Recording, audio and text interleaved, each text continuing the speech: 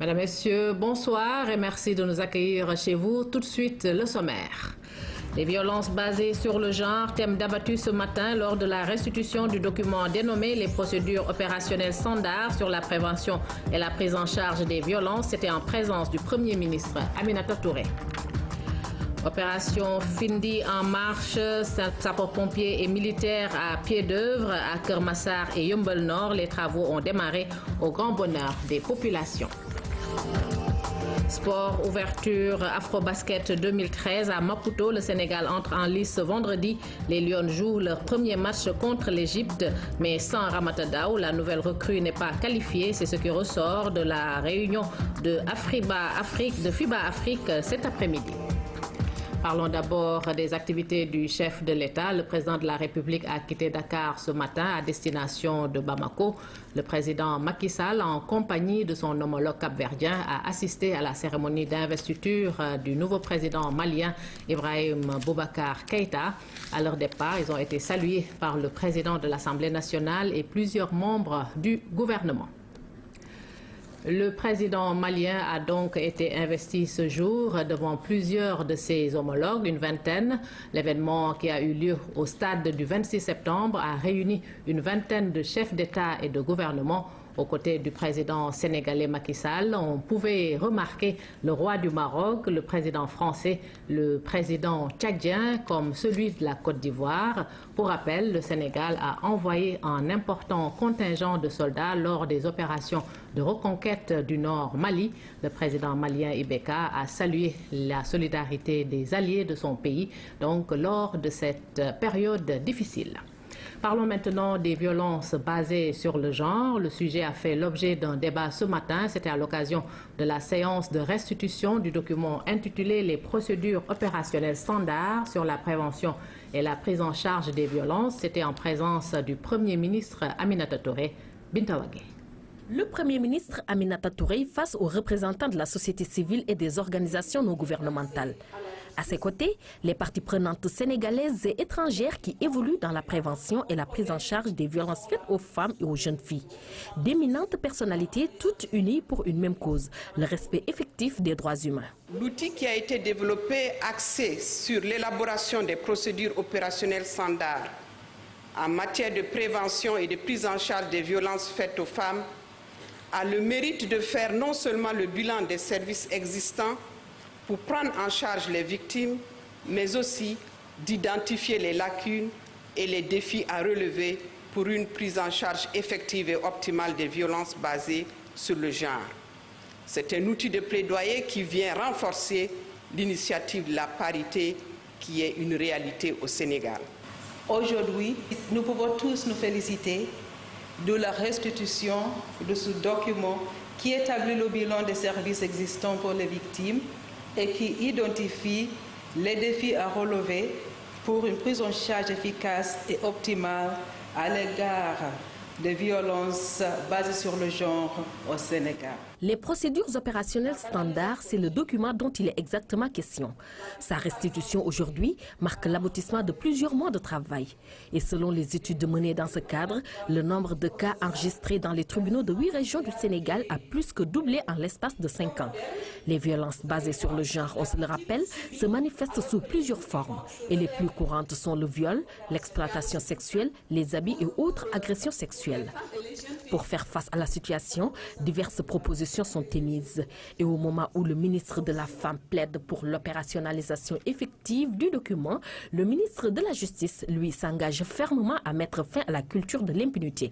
Le tout couronné par la détermination sans faille du chef du gouvernement à mener le combat.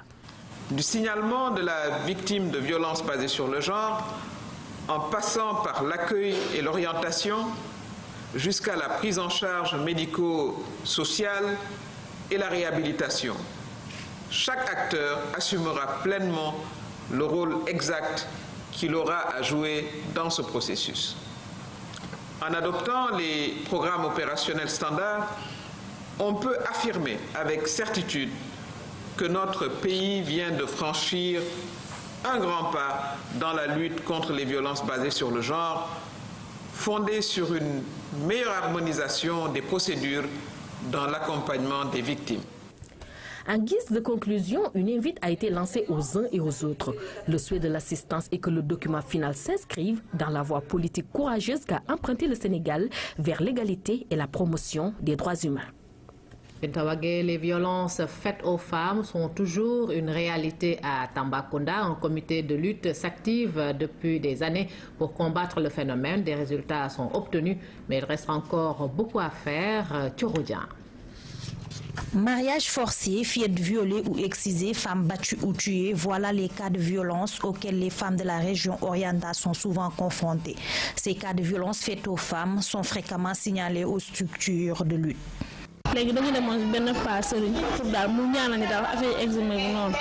C'est un marabout qui m'a violée. C'était l'année passée. J'étais en classe de 3e. J'étais partie le voir pour qu'il prie pour moi. 2 jours après, il m'a demandé de passer pour récupérer le produit fini. Arrivé, il m'a donné de la drogue et m'a violée. Je suis tombée en état de grossesse. À terme, j'ai eu des jumeaux. Depuis lors, je suis internée ici, dans cet orphelinat.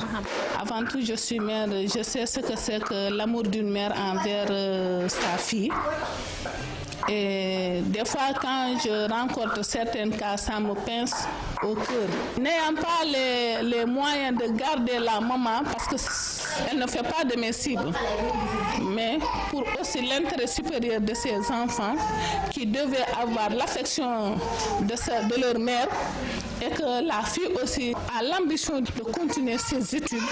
Et vraiment, je me suis sacrifiée. Il y a les cas d'abandon, les cas d'enfants retrouvés, les cas d'enfants issus de malades mentales, les enfants issus de viols de grossesse. Mercredi 13 août, une histoire inédite s'est passée au quartier Plateau de Tambacounda. Awa Danfaha, mariée depuis 3 ans, a été agressée par son mari, alors que la jeune dame et son enfant étaient déjà dans les bras de Morphée. Il a sauté le mur tard dans la nuit. Vers 2 heures du matin, je dormais avec mon garçon. Il l'a pris, il l'a jeté.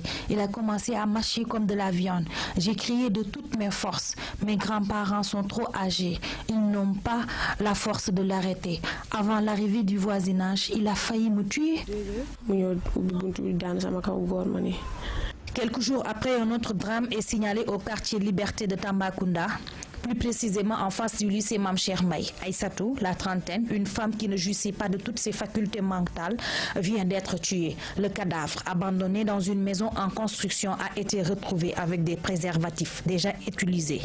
Le comité ne va pas à la police sans l'accord de la victime. Si les parents refusent d'aller à la police, là, nous conseillons la victime, nous l'accompagnons psychologiquement, nous l'accompagnons aussi matériellement, parce que le plus souvent, c'est nous qui achetons les médicaments, c'est nous qui faisons établir les certificats médicaux. Mais si les parents refusent d'aller à la police ou bien de contacter la justice, là, nous nous conformons au désir des parents. Face à toutes ces violences faites aux femmes, le comité de lutte ne cesse de monter au créneau pour dénoncer. À Tambacounda, il organise souvent des panels et autres ateliers pour sensibiliser sur le comportement et la communication dans la vie de couple.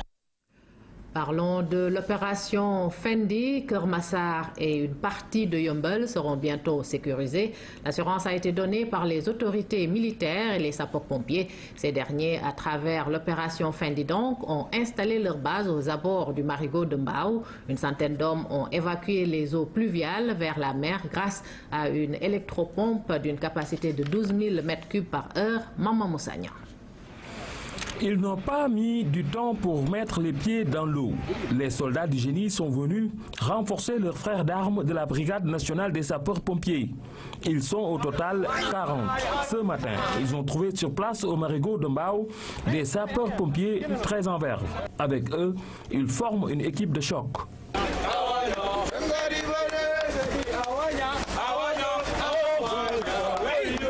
À la tête des opérations, les commandants Fall et Djei du génie militaire et le colonel Morsek.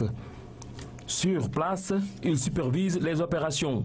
Ce matin, ils sont passés à la vitesse supérieure. Une électropompe d'une puissance de 1200 m3/h a été installée dans le marigot. L'appareil devrait sortir les populations de Keur Massar et d'une partie de Yeumbeul du Calvaire. Mieux, l'opération ne devrait pas connaître d'interruption avec un branchement électrique à la place d'une ou de plusieurs motopompes. La nuit comme le jour, les eaux pluviales sont déversées dans la mer, en période de marée basse comme de haute marée, pour dire que l'opération Fendi pour Keur Massar et une partie de Yeumbeul est partie pour assécher dans les prochaines heures des dizaines de quartiers de la banlieue. Le déploiement des hommes a donc commencé pour cette opération dans la banlieue de Dakar, à Keur Massar et à Yeumbeul Nord. Les sapeurs-pompiers ont commencé le travail et les populations saluent les efforts consentis. Ibrahim Mboup. Dans certains endroits de la banlieue, les eaux de pluie ornent toujours le décor. Chaque hivernage vient avec son lot de problèmes et d'inondations qui hantent le sommeil des populations. C'est le cas ici à l'unité 6 des Parcelles Assainies, Malika, Keur Massar. Sur le terrain, les sapeurs-pompiers sont déjà à pied d'œuvre pour mettre en branle l'opération Fendi. On amène effectivement le moyen de pompage lourd qui est la motopompe qu'on vient de voir, la 400 m3/h. On prend notre moyen lourd aussi de transport. On y met les moyens importants, les tuyaux, les aspiros et tout.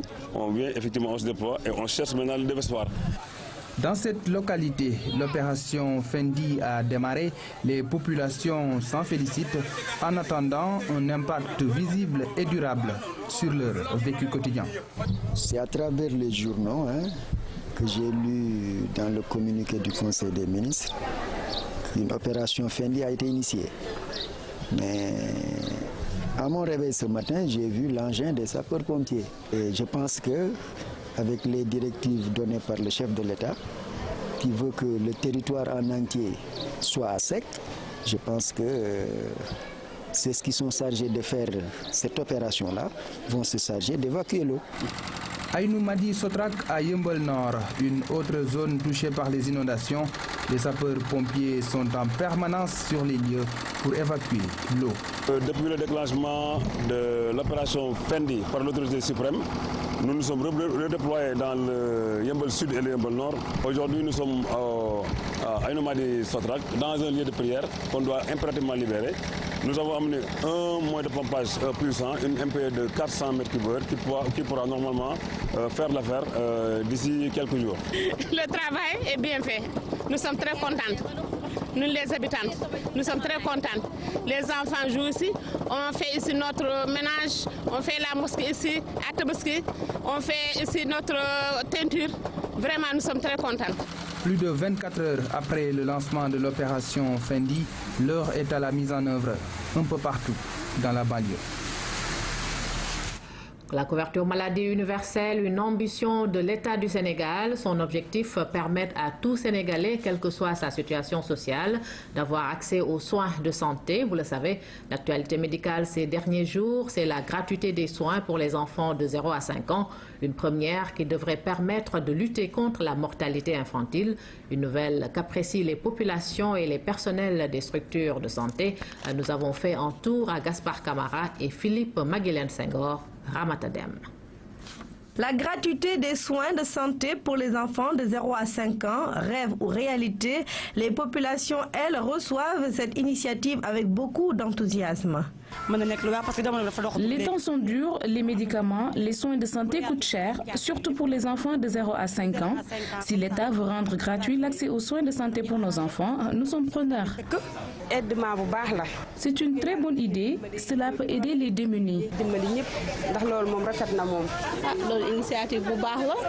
C'est une belle initiative si l'on sait que les soins des enfants coûtent cher, c'est toujours des consultations, des ordonnances et les temps sont durs.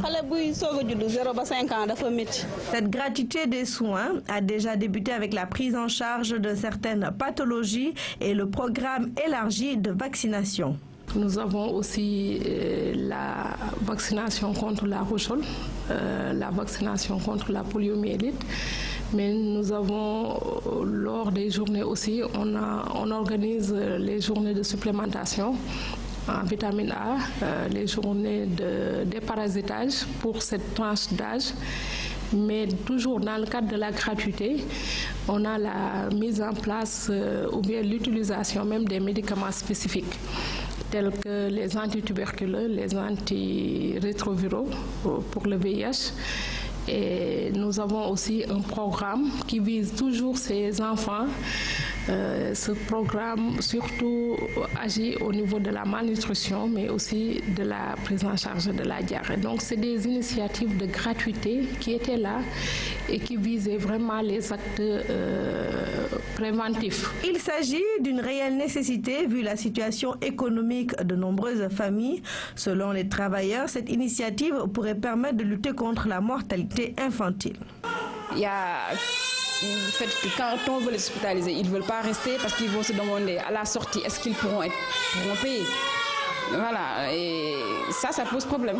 Et du coup, il y a plein d'enfants peut-être qui vont décéder dans les maisons parce qu'ils ne peuvent pas accéder aux soins. Les affections, l'hospitalisation, les tickets sont gratuits. Je pense que ça fera notre affaire et puis l'affaire de la population. Parce que nous, on n'est pas là pour faire des bénéfices. On est là tout juste pour couvrir certains frais, mais nous sommes là pour la population, pour le bien-être de la population. Je pense que le ministère de la Santé et l'État ont pris une bonne initiative. Une bonne initiative certes, mais qui nécessite des mesures d'accompagnement pour se concrétiser. Sinon, il y aura un coût que les établissements sanitaires ne pourront pas supporter. Si c'est disponible, les médicaments, voilà, tout ce qu'il faut pour la prise en charge c'est disponible. Il n'y a aucun problème à notre niveau. On ne demande que ça et on ne va plus courir derrière les malades pour qu'ils paient, pour qu'ils régularisent. Donc, mais il y a un coût. En fait, là, c'est la santé. Il faut qu'il y ait un coût. Les médicaments, il faut les avoir sur place. Il faut avoir tout sur place pour prendre en charge surtout des nouveau-nés. Les antibiotiques et tout, il faut les avoir. Il faudrait qu'on puisse en profiter.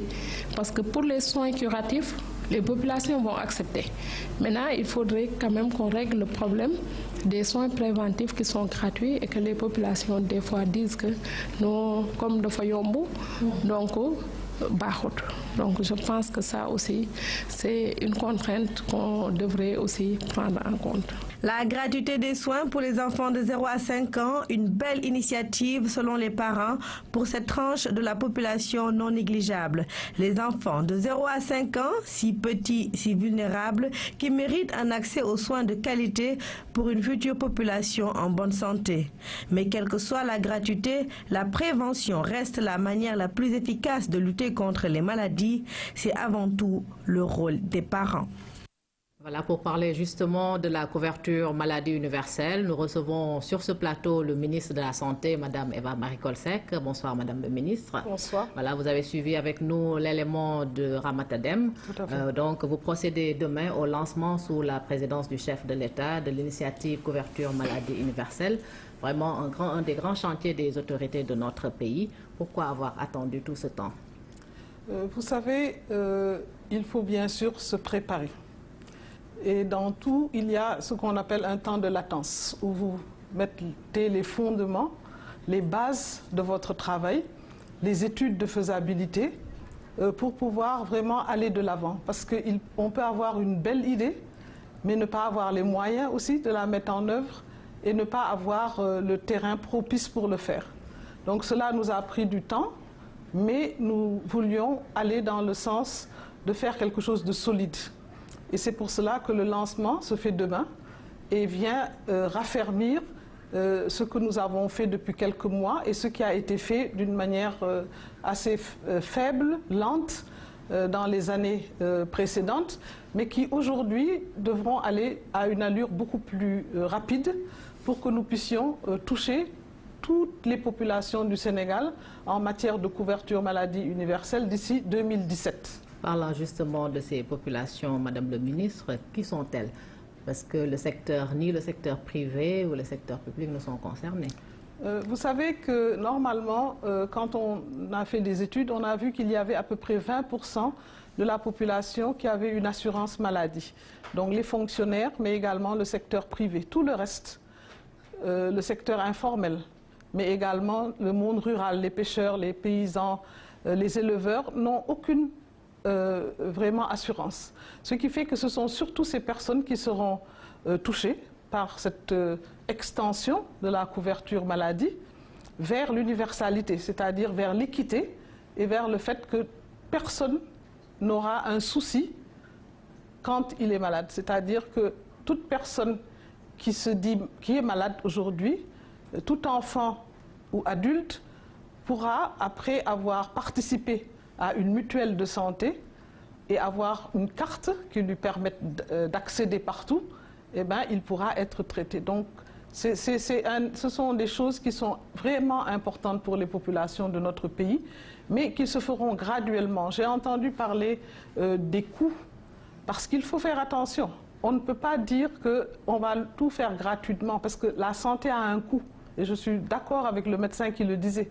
C'est pour ça qu'il faut trouver des financements, l'État s'implique, des partenaires s'impliquent, et ensemble, nous allons bâtir de trouver notre couverture. Des financements. Le lancement est prévu demain, c'est-à-dire que les financements ne sont pas donc encore en place. Il y a comme financement, vous avez entendu parler de 5 milliards qui ont été mis donc sur la table par le gouvernement du Sénégal, mais rien que la gratuité que nous allons lancer pour les enfants de 0 à 5 ans, avec une gratuité de la consultation au niveau des postes de santé, des centres de santé comme Gaspard Camara, mais également toutes les urgences au niveau des hôpitaux. Rien que cela, ça a un coût presque de 2 milliards à peu près pour 5-6 mois. Quelles sont justement, Madame le ministre, les conditions à réunir pour garantir un succès à cette initiative? Alors, les gratuités ne sont qu'une partie de la couverture maladie universelle. Nous comptons développer les mutuelles de santé avec une contribution des populations, même si c'est une contribution, d'après les chiffres, à peu près 3 500 francs par an et par personne. Si l'on arrive à le faire, et d'une manière volontaire au départ, nous pouvons vraiment permettre aux populations d'adhérer aux mutuelles de santé et de pouvoir aller dans les structures sans avoir une crainte du coût. D'autant que l'État compte subventionner aussi ces mutuelles de santé. Nous pensons également que cela, avec le nombre et la solidarité qui existent, cela permettra de rendre viables ces mutuelles de santé. C'est pour ça que nous lançons vraiment un appel à toutes les populations pour qu'elles commencent à réfléchir et à adhérer. Une région comme Kolda a vu presque 100% de la population dans certains départements adhérant aux mutuelles de santé. C'est dire que c'est possible. Mais est-ce que le système de santé est assez solide donc aujourd'hui pour supporter ce projet-là? Alors le système de santé est en train aussi de s'améliorer puisque quand on parle de couverture maladie, on parle de la demande mais également de l'offre. Qu'est-ce qu'on offre aux populations? Nous savons qu'il y a beaucoup de difficultés encore, mais les plateaux techniques s'améliorent, des hôpitaux vont être ouverts, des ressources humaines vont être recrutées, ce qui fait que nous avons tout un chantier en cours qui nous permettra d'offrir aux populations donc, ce à quoi en tout cas elles aspirent. Ce n'est pas facile, c'est une volonté politique forte et que nous avons au plus haut niveau et qui donc nous accompagnera dans cet effort envers les populations, car nous savons que sans santé, il n'y a pas de développement. Sans santé, il n'y a pas de développement. On vous entend souvent parler, Madame le ministre, de santé communautaire. Est-ce que les populations seront assez sensibilisées pour adhérer à ce projet? Tout à fait. Il y a tout un travail de sensibilisation, une campagne qui va être menée de communication pour que les gens comprennent tout l'intérêt d'adhérer aux mutuelles de santé. Et on comparera des familles qui n'adhèrent pas, des familles qui adhèrent, et vous verrez la différence. Les enfants seront très rapidement envoyés dans les structures, et les adultes aussi, s'ils ont une couverture maladie. Et donc, cela permettra vraiment aux populations d'être beaucoup plus sereines face à la maladie. Donc, je peux dire que c'est un plus, et toutes les populations bien informées voudront vraiment y adhérer. Et celles qui sont trop pauvres pour le faire seront prises en charge par l'État ou par les collectivités locales. Bon, Madame le ministre, comparaison n'est pas raison, mais on a connu ce qui s'est passé avec le plan Sésame. Est-ce qu'on n'aura pas la même chose pour cette initiative-là? C'est pour ça que vous me disiez tantôt pourquoi vous avez attendu. Il fallait faire l'évaluation de tout ce qui a été fait. Le plan Sésame est une excellente idée. Et je sais que beaucoup de nos parents ont bénéficié de ce plan Sésame. Mais très vite, les gens ont déchanté parce qu'il n'y avait pas de moyens. Et c'est pour cela que nous voulons mettre des moyens à la disposition des structures pour pouvoir vraiment ne pas avoir cette même surprise-là. Un plan, il doit être budgétisé et financé. Et c'est pour cela que la couverture maladie universelle intègre aussi le plan Sésame, mais amélioré, parce qu'il faudra mieux cibler les sujets âgés qui auront droit à ce plan Sésame, mais également apporter des moyens, des laboratoires et autres, des médicaments spécifiques aux sujets âgés. Donc ce que nous voulons dire, c'est qu'il ne faut pas, parce qu'une expérience n'a pas très bien marché, tout de suite dire que le reste ne se fera pas. Ce qu'il faut dire, c'est qu'il faut étudier les choses, il faut vraiment faire un bilan, pratiquement des audits, et ce qui a été fait, et qui a montré qu'il y a eu beaucoup de gaspillage pour le plan Sésame, mais aussi un mauvais ciblage et aussi peu de moyens mis à la disposition des structures sanitaires. Donc pour mettre en marche ce projet, il faut des structures sanitaires. On sait que l'hôpital de Ziguinchor, celui de Fatick et d'Al Diam ne sont pas encore ouverts. À quand l'ouverture? Avant la fin de l'année. Vous savez que je suis particulièrement intéressée par tous ces hôpitaux, dans la mesure où il y a 10 ans, quand j'étais déjà ministre de la Santé, c'était des hôpitaux qui étaient en train pratiquement d'être terminés. Et on me disait, dans 6 mois, l'hôpital sera ouvert. Donc c'est vraiment avec beaucoup de tristesse que nous avons vu ce qui s'est passé. Nous avons aussi repris les dossiers, continué dans certains domaines. Et aujourd'hui, je peux dire que ces hôpitaux sont pratiquement prêts à 90%. Et ils vont ouvrir, même si ce n'est pas une ouverture totale, mais nous comptons les faire marcher parce que sinon, nous allons nous retrouver dans la même situation encore dans les années à venir et il n'est pas question de le faire.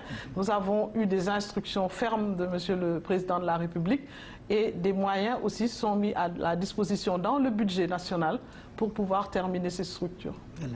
Le lancement du projet, Madame le Ministre, est prévu demain. Votre dernier mot, peut-être un message à l'endroit des populations. Tout à fait. D'abord, remercier la vision de Monsieur le Président de la République, mais aussi dire que c'est un projet qui est pour toutes les populations de notre pays et qu'il faudrait que les personnes écoutent tous les messages, les campagnes qui vont se faire, parce que c'est un projet qui leur permettra de vivre d'une manière adéquate et de ne pas être inquiète au moment où la maladie surgit dans une famille. C'est un projet ambitieux, mais que nous arriverons à vraiment mettre en œuvre et avec beaucoup de succès si les populations aussi y adhèrent, parce que nous allons, disons, travailler beaucoup sur les mutuelles volontaires. Et pour l'instant, donc, les populations doivent s'impliquer et ce sera sans doute la clé du succès. Voilà. Donc je vous remercie. Je rappelle que nous recevions sur ce plateau Madame Eva Marie Coll-Seck, ministre de la Santé.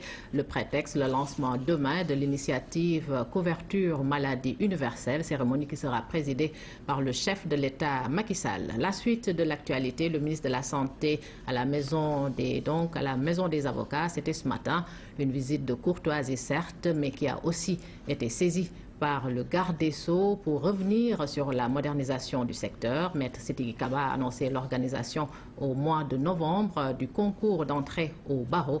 Hamsatou Sey. C'est dans une ambiance détendue que le garde des Sceaux a fait face aux avocats. Une rencontre du moins inhabituelle. Le ministre de la Justice est aussi un ancien membre du barreau. Nous avons adopté ce matin un format assez spécial pour le recevoir. En quoi faisant? En conviant à la rencontre les anciens bâtonniers et certains membres du Conseil de l'Ordre.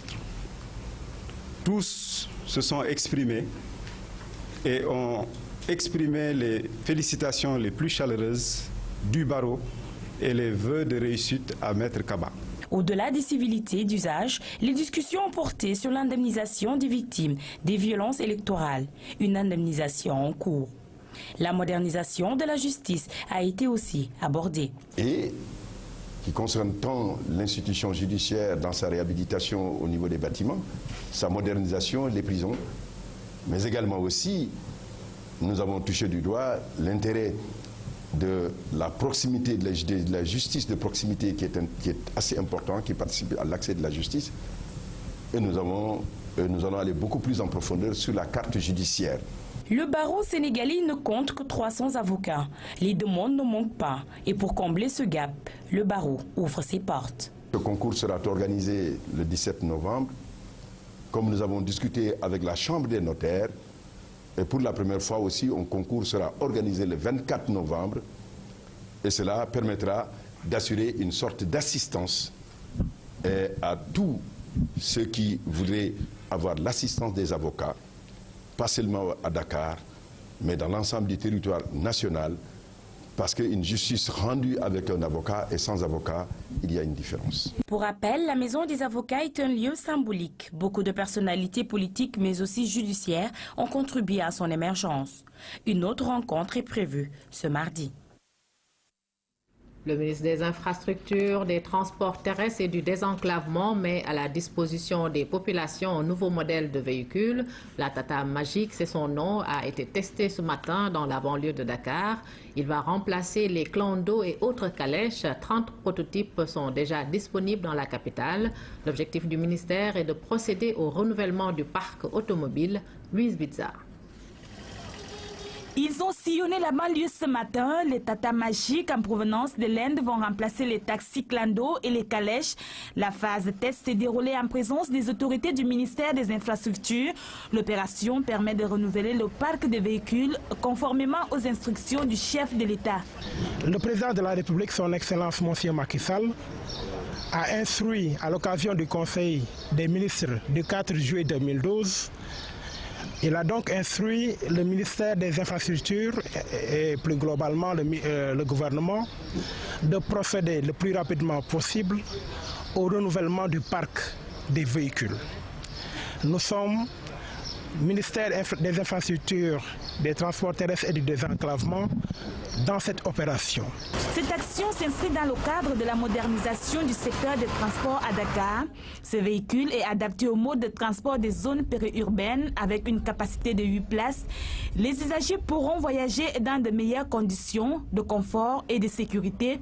La desserte concerne uniquement la banlieue. Je pense à Pikine, Rufisque et Guédiawaye.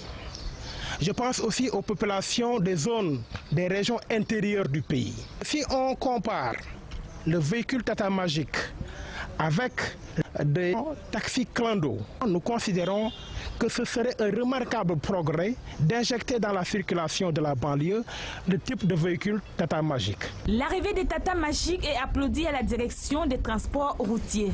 Le véhicule a une charge utile d'une tonne. Donc par rapport au code de la route, c'est un véhicule qui est totalement en règle. Par rapport aussi à la vitesse, c'est un véhicule qui a une boîte de 4 vitesses et la marche arrière. Un véhicule qui a 702 cm3, donc qui correspond à peu près à 3 chevaux. Donc tout à fait économique pour le type de transport pour lequel on veut l'utiliser. Pour protéger ces véhicules contre les actes de vandalisme, le Conseil exécutif des transports urbains de Dakar en appelle au bon sens et à la responsabilité. Les mesures consistent tout simplement à une meilleure éducation des populations, à leur sensibilisation, qu'elles comprennent que ces outils que nous mettons à leur disposition sont pour la propriété de personnes privées. C'est la propriété de personnes qui s'activent justement à gagner leur vie dans de bonnes conditions. Les taxis clando circulent sans être homologués. Le ministère des Infrastructures va les remplacer par des véhicules répondant aux normes. En perspective, la tutelle veut retirer progressivement tous les clandos de la circulation. Nous nous rendons à l'est du pays pour parler agriculture. Les semences distribuées par le gouvernement cette année ont donné des résultats satisfaisants aux paysans de la région de Kédougou. Le maïs et les autres cultures sont à des niveaux de rendement qui avoisinent les 4 tonnes à l'hectare. Les plus bien repartis continuent de susciter un espoir chez les paysans qui ont enregistré des récoltes grâce à un bon encadrement des services de l'État. Envoyé spécial à Kédougou, Abibou Mbaye. Le maïs vendu sur le marché de Kédougou est une des preuves du bon comportement des cultures dans cette zone. Reste maintenant à aller voir sur le champ les rendements obtenus dans les champs. À Kédougou, après le marché, le chemin le plus emprunté par hommes, femmes, enfants est le champ. À pied, à vélo ou à moto. Sous un ciel nuageux, le vieux Samba Diallo, garanqué, accompagné de son petit-fils à Califourchon, sur sa monture, se dirige vers ces terres de Santaco, à 15 km du centre-ville. Ici, 7 hectares emblavés ont fini par donner satisfaction à cet ancien transporteur reconverti en agriculteur. Les rendements prévisibles seront meilleurs que ceux de l'année dernière. Daaw amoon na hectare bu nekk 3 tonnes 7 sacs. L'année dernière, j'étais en phase test des semences Early Taille et Obatampa. J'avais 3 tonnes 700 à l'hectare, mais cette année, je vais atteindre les 4 tonnes à l'hectare. Ci li ma xalaat 4 tonnes daal dana ko génne. Variété bii ñuy indi bi gouvernement bi di indi fii kooku daal ku bugg a bay daal na ci dugg. C'est une variété de maïs hybride que le gouvernement nous a distribuée. C'est ce qui est à l'origine de nos performances. Gouvernement bi ñëw ñu koy indil su ko defee ñu subventionné ko ñu mën koo jënde. Le vieux Samba Diallo se faufile entre les tranchées de culture de son vaste exploitation agricole qui s'étend à perte de vue. Les premières récoltes sont fièrement portées sur la tête et exposées. Alhamdulillah, gerte gi moom. L'arachide, le mil, tout comme le maïs, n'attendent que les toutes dernières pluies pour être récoltés.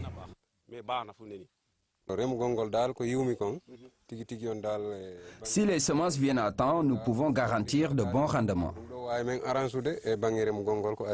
Les agriculteurs de Kédougou ont pu également bénéficier d'un bon encadrement du service du développement rural. L'hivernage à Kédougou, dans ce mois-là de septembre, nous avons vu qu'on a comblé ce gap de déficit et actuellement on est en excès. Et partout, les cultures se comportent très bien d'une manière générale. Pour l'arachide, les premiers semis aussi, il n'y a pas de problème, ils se comportent bien. Les premiers semis sont en phase de formation de gousses, les seconds sont en phase de gynoforisation. Et pour le maïs, vous avez vu, on est en train de faire les premières récoltes à Santaco. Les cultures se comportent très bien et on espère vraiment cette année avoir des rendements records. Parce que vraiment, la pluie est bien répartie dans le temps et dans l'espace et toutes les mesures ont été prises par l'État du Sénégal pour avoir vraiment de bonnes productions cette année. En attendant la récolte définitive, la petite Oumou, fille de 8 ans, en vacances sur son mirador, surveille le champ de son papa, agriculteur, contre les prédateurs.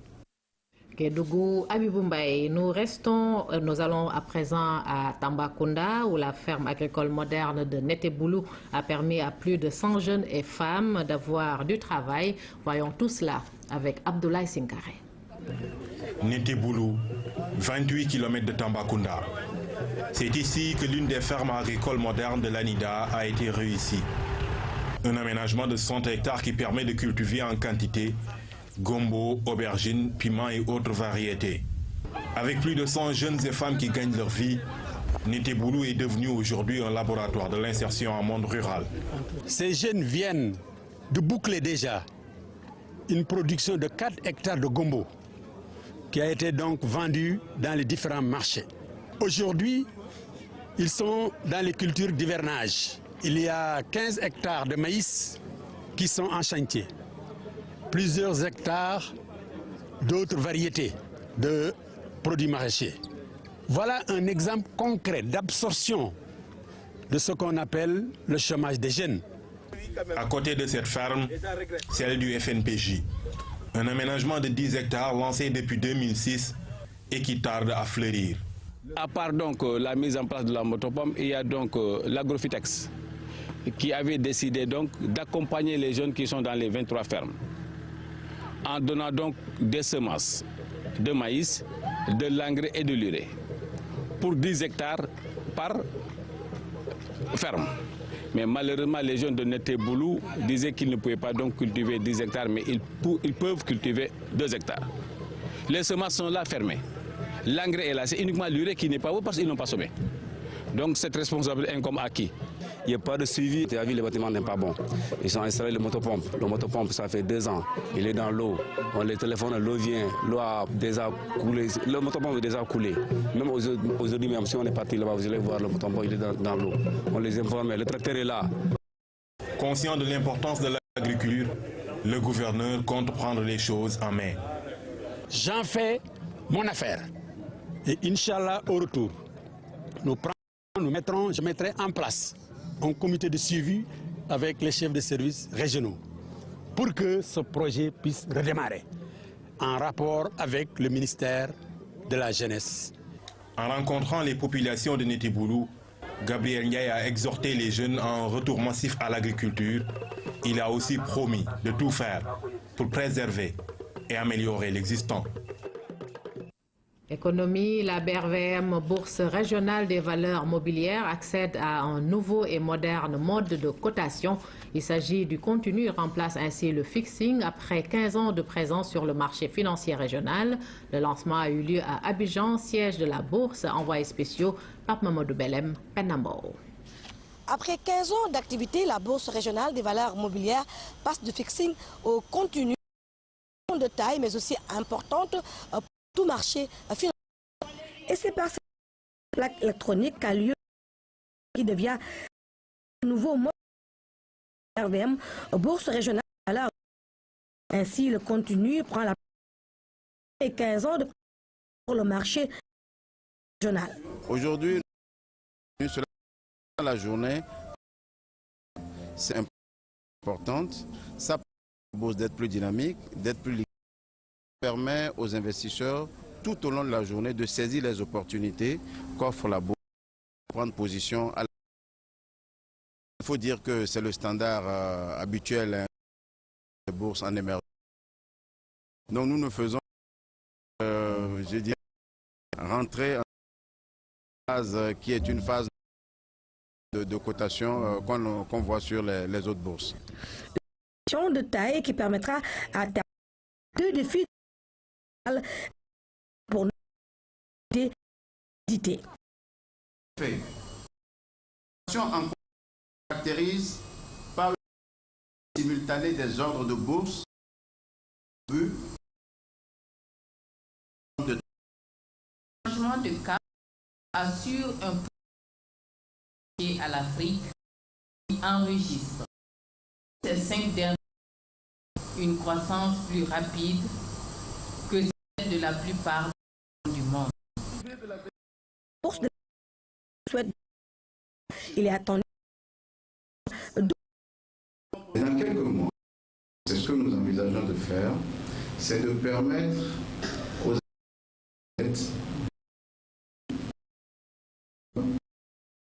appareils électroniques pour transmettre votre ordre à une router l'ordre après vérification d'usage évidemment dans le système central.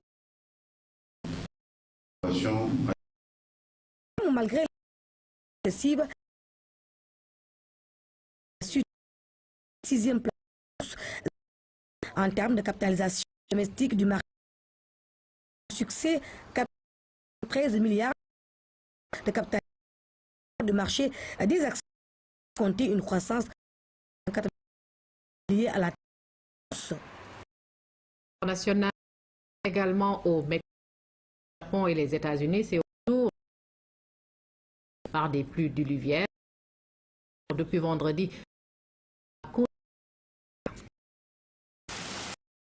entre deux ouragans, côté Pacifique, Ingrid et Golfe, le Mexique est depuis samedi sous des pluies torrentielles. Le long du Pacifique est trop calme dans la nuit en ouragan, frappé le nord-est du Nous sommes prêts dans cet état. Il y a des abris temporaires dans le sud, la capitale et le nord. Ici, dans la capitale, La Paz, nous avons 18 refuges. Nous en préparons 10 autres. À Los Cabos, il y en a 10. Et 10 également à San Lucas. Début du Guerrero et la très touristique ville d'Acapulco avait été le plus touché par Manuel. 40 000 touristes avaient été piégés. Grâce à un pont aérien commercial et militaire, 5 d'entre eux ont tout été à Acapulco mardi.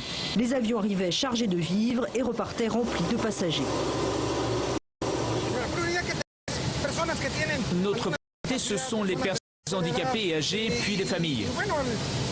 On ne peut pas dire les enfants dans la mesure où ils ne sont pas capables de voyager seuls, mais les familles.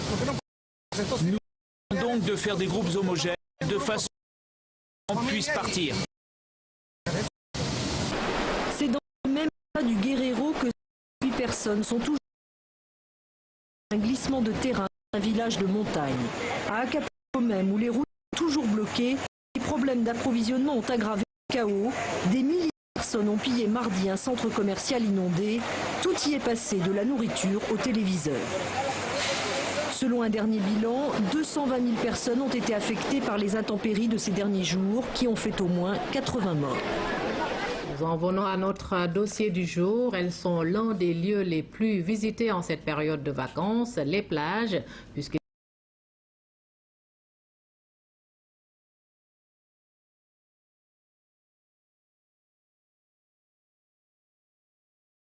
formellement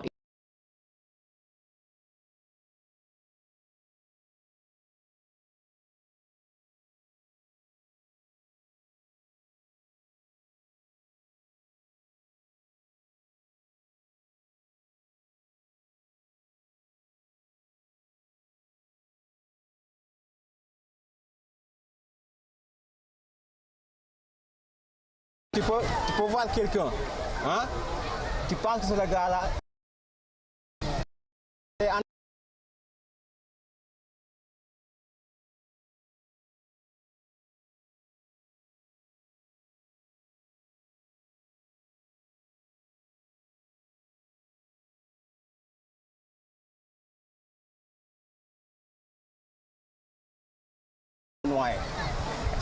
Mais les gens, ils vont les regarder se noyer parce qu'ils vont dire que le gars là, il est en train de jouer.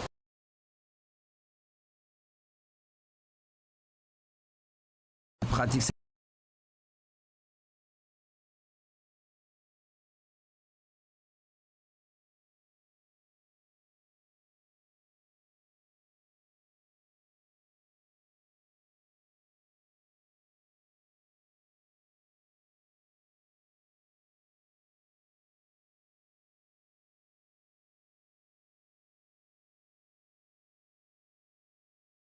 Qui est bonne, le sable, on peut faire tout ce qu'on veut. La plage, elle est bien, c'est propre, il y a une belle vue, on peut nager tranquillement, il n'y a pas beaucoup de vagues. Babacar Sall n'est pas le seul sur la sécurité des visiteurs sur cette plage privée. Il bénéficie du soutien du groupe de recherche et d'exploitation de la Brigade nationale de sapeurs-pompiers. Il y a des envahis les vacanciers. C'est pour ce que là, on est là pour la sécurité. Parfois, tu vois, les gens, ils sont en train de déborder la limite de sécurité. Au-delà de ces plages privées, il y a celles publiques. Nous sommes à Malibu Plage de Guédiawaye. Ce tableau qui est renseigné sur le caractère dangereux de cette plage est devenu muet à cause d'affiches. C'est pas normal du tout, parce que ici, la plupart des gens ne savent même pas lire, ils ne comprennent rien, et puis c'est anormal. Il faut que les autorités nous aident, quoi.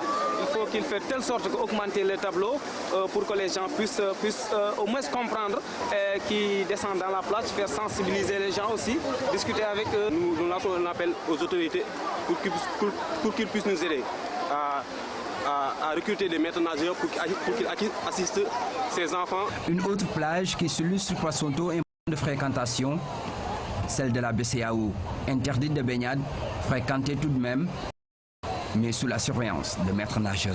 Notre travail consiste à sécuriser les baigneurs, les gens qui fréquentent la plage, parce qu'on est en période, donc les gens fréquentent la plage, donc on essaie de les organiser, de les canaliser. Parce que ici, à la plage BCAO, donc la baignade, elle est dangereuse, mais surveillée.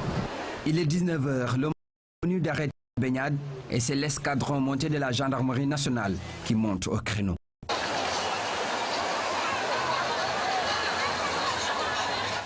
Les chiffres sont effarants, plus de 150 décès ont été enregistrés en 2012, une trentaine après seulement un mois de vacances. Les statistiques jusqu'au 18 juillet. Pour les nombres de sorties, nous sommes à 44 sorties pour 47 victimes, nombre de décès 36, nombre de décès vivants 11. Mais alors, quels sont les facteurs qui expliquent la non-autorisation ou le caractère dangereux d'une plage? Le premier critère, c'est l'inaccessibilité de la plage au service de secours et de sauvetage en cas de noyade. On a pris comme deuxième critère la présence des rochers dans l'eau, qui constitue un danger. Les sables mouvants. Et enfin, le dernier critère, c'est le critère de pollution.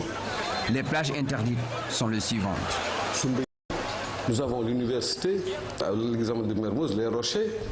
Vous avez le virage, vous avez Almadi 2, vous avez Mamel Institut Pasteur, vous avez Ladjor, Guédiawaye, Amo 3, 4, 5, 6. Aussi le critère des sables mouvants. Malik. Pour ceux qui veulent fréquenter les plages en toute sécurité, voici celles qui sont autorisées. Le Terroubou Sogui, Baye Sogui peut donc accueillir les nageurs Anse Bernard, plage des Almadies, plage des enfants, cour de cassation, plage du Terroubi, Wakam, plage de Yoff. Derrière ces images joyeuses se cache une menace permanente, celle d'être emporté par les flots sans aucune possibilité de revenir, comme le soleil qui lui revient toujours à la vie. Dossier signé Ibrahim Ndong. Après Kolda et Sédhiou, Ziguinchor a accueilli dans la ferveur la caravane Paix et Développement. Une occasion saisie par le roi des arènes Balla Gaye II pour se rendre dans les localités particulièrement touchées par le conflit armé. Dans ce périple, les autorités coutumières ont été visitées. Un message de paix a été délivré aux populations. Lamine Touré. Une foule à perte de vue à l'entrée de Ziguinchor. Tous les moyens sont bons pour être dans l'ambiance de la caravane Paix et Développement.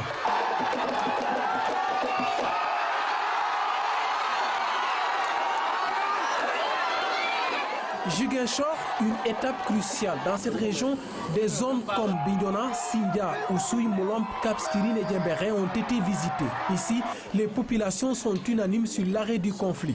C'est une bonne initiative, oui. Parce que c'est un fils de la région, c'est un fils je ne sais pas, de toute la Casamance naturelle, quoi. On n'entend même pas maintenant des coups de canon partout comme avant. Donc pour le moment, je suis très rassuré comme quoi la paix commence à venir. Des aspirations légitimes. Après 30 ans de conflit armé, c'est une nouvelle génération qui prend à bras le corps la question de la stabilité de la Casamance. Je remercie monsieur le président de la République, Macky Sall. Nous remercions le chef de l'État Macky Sall pour son soutien à cette caravane de la paix et du développement. Nous sommes engagés dans la voie de la stabilité de la région et par conséquent nous appelons les différents acteurs à la négociation. Seul le dialogue compte pour nous. Dans cette dynamique, les pouvoirs publics ont largement approuvé la démarche du roi des arènes. Vivement que le bon Dieu entende ce message fort. Vivement que les éléments, les membres du MFDC, vivement que l'État du Sénégal, vivement que l'ensemble des protagonistes et l'ensemble des acteurs impliqués dans le règlement de cette crise-là puissent être attentifs à ce message. Je souhaite que votre mission Balla connaisse du succès. Mais pour ce faire, faudra-t-il que vous soyez bien entendu. Faudra-t-il également que vous soyez